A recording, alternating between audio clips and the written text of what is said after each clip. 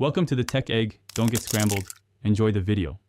You start with admin access and a stable connection. This prevents sync errors. Once ready, close the Play Store so changes apply cleanly. Next, open your laptop settings. On Chrome OS, use Settings. On Windows, use the Settings app where Play Store integration exists. You want the Accounts or Users section visible. If multiple profiles exist, pick the profile tied to the Play Store. This gets you to the place where you can manage or remove Google accounts safely. You now tap the Google account entry associated with Play Store. This shows sync options and app permissions. Once there, choose Remove Account or Sign Out. Wording varies by OS, and confirm the prompt.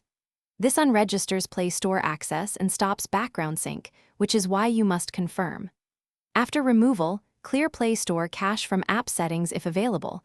Doing so ensures cache tokens don't reauthorize the account. Wait a minute so settings propagate across services. You finish by restarting the laptop. A reboot fully applies account removals and prevents odd sync remnants. When Play Store reopens, verify you're prompted to sign in or that the removed account is absent. If the account remains, disable the Play Store feature or clear its app data from settings to force reauthentication. If that still fails, sign into your Google account online and revoke this device under Security Your Devices. That severs server-side tokens and resolves stubborn removals. Thanks for watching. Consider subscribing if I helped unscramble your problems.